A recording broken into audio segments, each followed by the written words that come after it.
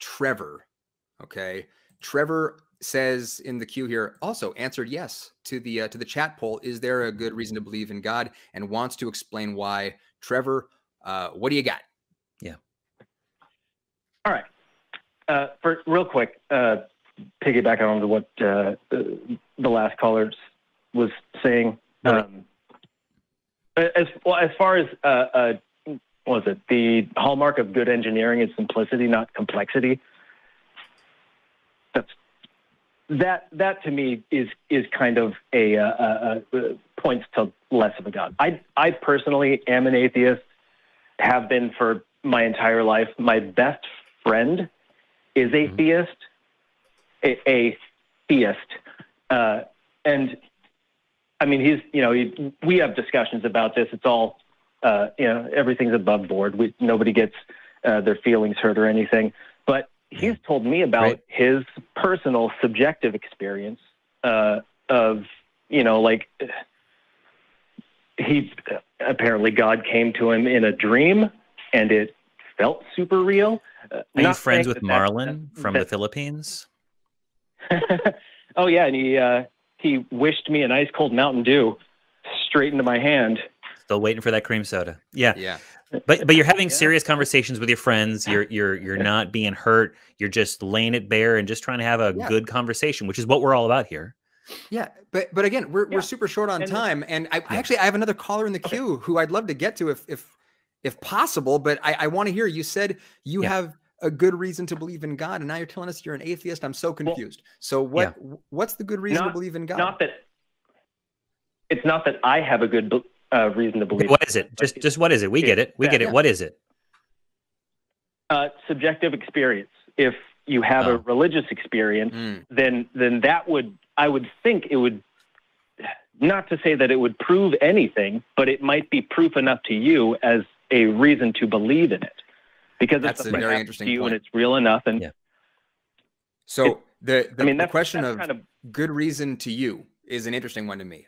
You immediately bring to my memory a conversation I had, a very long conversation I had with a theist, where the big turning point in the conversation was he asked me what I would do if I had an experience like Paul did on the road to Damascus, where I saw what I thought was Jesus appearing to me, and I said I would want to get checked out by get a CAT scan right away, and he said, well, that's just crazy. You're the most skeptical person I've ever talked to, and it was sort of a conversation killer, which was unfortunate. So people have subjective experiences of things all the time that are not consistent with reality. We know that subjective experience can be flawed. So you lose me at subjective experience as a good reason to believe in a God. Now, I think that when we're talking about subjective experience, if I am at the dog park with my dog who I own, who is my property, and I meet someone else's dog before eating that dog, right? So if I'm at the dog park and another dog comes running up to me, and I have the subjective experience of meeting another dog, I think I have really, really good reasons to trust my subjective experience in this instance. To believe in dog. To believe in dog. Yeah. Whereas to believe in a God based on a subjective experience, there would be a lot of legwork that would have to happen. Because where I'm at right now, I don't have any reason to believe that gods are a thing at all. So if I had some experience where I was like, I don't know what that was, based on everything I know about how brains work, based on everything I know about skepticism and logic, and I mean everything, I would be going, I don't know what that was, full stop. So you might be. It would take. Well, yeah, that's kind of like you have a higher threshold of skepticism for you, but for some other people, they obviously, a lot of people don't have that. So if they have a lower threshold for what they can believe in, there are lower in the chain things that will be a good enough reason for them to believe as a part of their subjective experience. And either they make to me. Right. And either they make special exceptions for why the God claim deserves this lowest standard, or they are taken advantage of throughout life by charlatans, orange or otherwise. There's a huge distinction between a compelling reason and a good reason.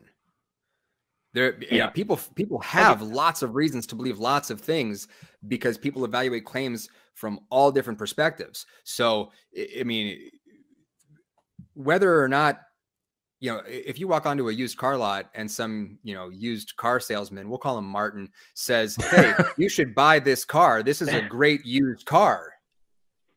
Do you have a good reason? Martin might make a very compelling argument to buy that. We'll just pick a hypothetical car brand like Mazda. You to buy that Mazda, and you might be taken in by this guy. But do you have good reasons? Just because someone's convinced doesn't mean the reasons are good. Well, based on my subjective experience with a used car salesman, I would say no. But that's if we're starting from having never dealt with that before, then I could see how that would be compelling if you're not used to, you know, them lying to you about stuff. We love you, Martin. We know you're not like that. I would concede all day long that there are plenty of compelling reasons to believe things. But one of the reasons why I think this show and shows like it are so useful is because we're trying to get past that. We're trying to get to sort of a higher standard where we're evaluating the reasons why people believe things and trying to get to good. And that's the whole project. Trevor, I really appreciate the call. We are out of time, man. We're going to have to move on and ride off into the sunset here. But thank you. All right. Thanks, thank you guys. And I'll have to call in another time with my, I made a point system for the trolley problem. Okay. Yeah. Do it. Yeah, call back. Show you guys that at some point. All right. Thanks, guys. Thanks, Trevor. All right. Take care.